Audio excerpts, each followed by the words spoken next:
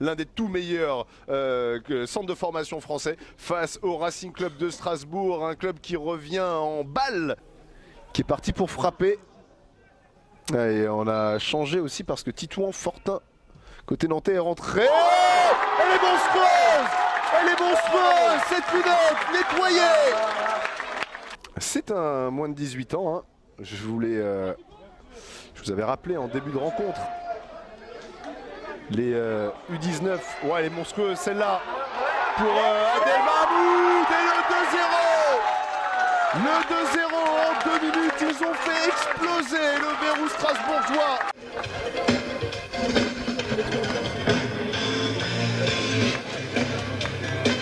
Mais c'est vrai que bon bah avec ce flux de joueurs, cet amas de joueurs, évidemment que c'est difficile de constituer une vraie équipe comme on le voit au niveau professionnel. Ouais, on a une vraie occasion là-dessus, on a lancé en pointe. Attention, la première occasion, Lucas Lavallée qui est passé à côté et l'ouverture du score de Wilson Odobert tout de suite sur ce très très bon ballon.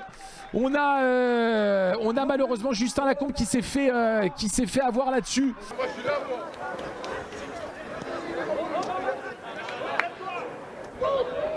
Tim Ray, là encore, elle est magnifique! Elle est splendide! Sur un 1-2 avec Giacomo Pérez qui a joué le pivot là-dessus! Oh, il est monstrueux ce but toulousain! Qui arrive à quand même transmettre ce ballon à Kari qui va décaler. On va la jouer en pointe, Wilson Odobert qui a réussi à décaler cette fois-ci. Et voilà, c'est couillon Sané. On n'a pas tremblé trop longtemps du côté du Paris Saint-Germain.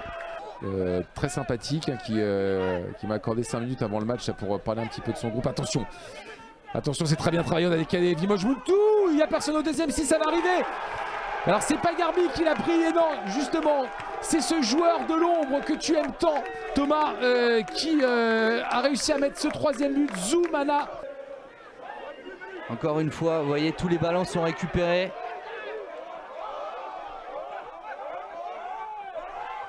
Oh là là là, c'était... Et voilà, Ismaël Garbi.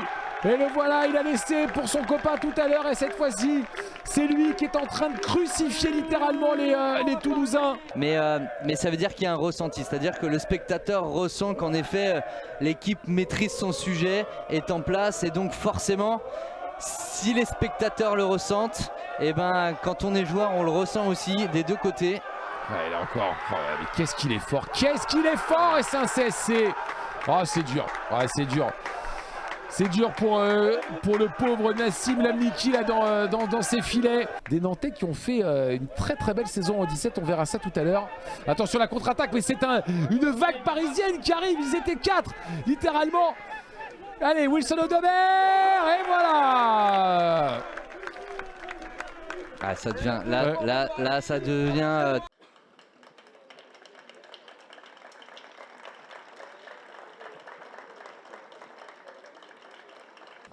Ça vient, ça vient.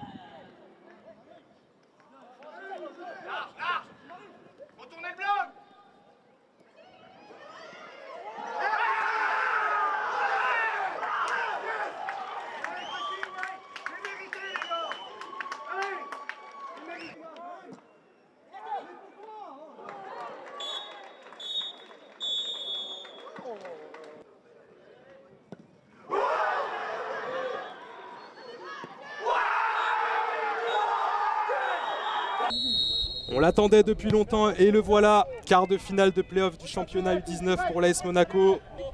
Bien organisé, hein, 5-3-2. Et ballon pour Cartillier dans la surface maintenant. Le centre en retrait pour Efekele et ça va rentrer. Le 13e but de la saison du numéro 11 pour mettre Monaco sur de bons rails. 1-0 pour l'AS Monaco dans ce quart de finale. On aura 5 à 6 du coup avec ce joueur allongé derrière. C'est Sakala qui s'y colle. Et c'est Jules Berry pour le frapper, repoussé par Dunyama, Enzo Bacchieri pour suivre. Et pour doubler le score pour les Monégasques, son 24e but de la saison.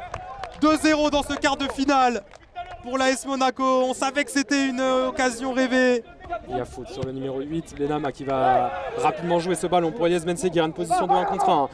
Il va la jouer, passement de jambes, et il va enchaîner avec la frappe.